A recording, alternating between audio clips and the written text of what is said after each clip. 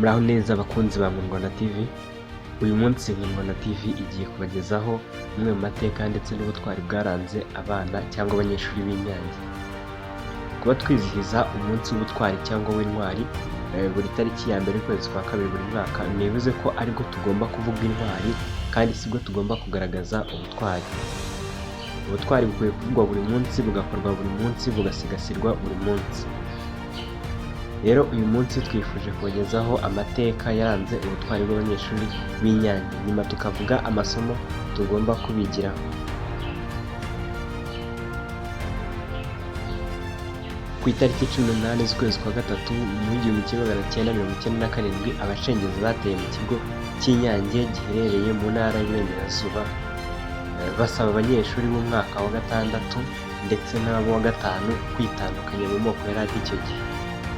Ariko abanyeshuri b'Inyange barabahakaniye, bababwira ko bose ari Abanyarwanda, nuko abacengezi barabarasa. Ubwo bari mu ishuri ry'umwaka wa gatandatu barasohoka bajya no mu ishuri ry'umwaka wa gatanu, naho babasaba kwitandukanya mu moko yari ariho icyo gihe, ariko abanyeshuri babera ibamba.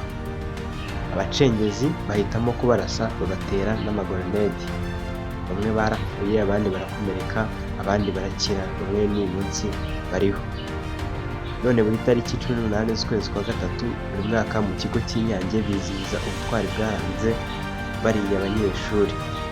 None rubyiruko na buri munyarwanda wese, ubutwari si imyaka, si amashuri umuntu yize, si n'ubukungu umuntu afite, ahubwo ubutwari ni umutima, urukundo rw'igihugu n'abaturage, ni ubwitange, ni uburere. Icyo nubwo twakwigira kuri buriya butwari bwaranze abanyeshuri b'Inyange, twabigira nko gukunda, tukagira urukundo rukaturanga, tukagira urukundo rudafite imbibi n'imipaka. Ikindi twabigiraho ni ukugira ubumwe, kumva ko turi umwe kuko umwambaro twambaye ni ubunyarwanda. Ikindi twabigiraho kwimakazamo ubunyarwanda bukaturanga.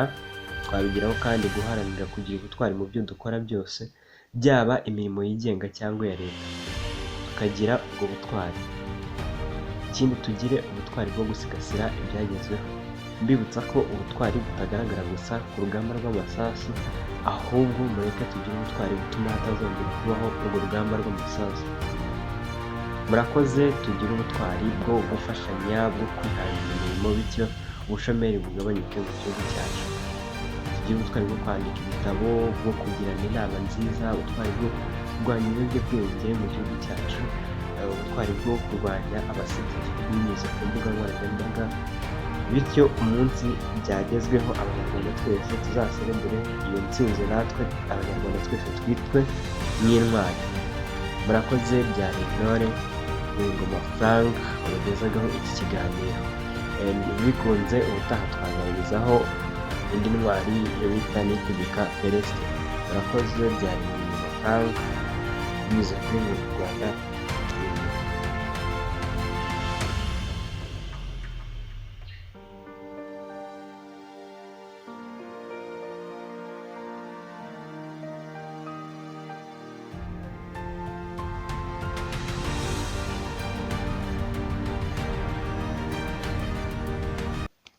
Abanyeshuri mwarebaga muri aya mashusho nibo bitabye Imana igihe baterwaga n'abacengezi.